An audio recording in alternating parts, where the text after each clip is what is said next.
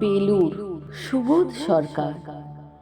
আমি একটা কোনায় দাঁড়িয়ে দেখছিলাম দুটি ছেলে গেরুয়া বসন পরে মন্দিরের সিঁড়ি মুছছিল। এত মন দিয়ে আমি কাউকে সিঁড়ি মুছতে দেখিনি, এত ভালোবাসা দিয়ে আমি কাউকে ধুলো তুলতে দেখিনি। সিঁড়ি নয়, যেন জননীর ত্বক থেকে ধুলো তুলছিল।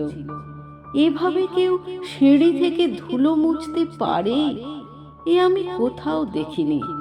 স্থিতপ্রজ্ঞ মহারাজকে জিজ্ঞাসা করলাম, এই ছেলে দুটি কে? মহারাজ মৃদু হেসে বললেন, একজন নিউক্লিয়ার ফিজিসিস্ট, একজন IBM এর 6 লাখ টাকার চাকরি ছেড়ে এখানে এসেছে, সিঁড়ি ধুতে এসেছে।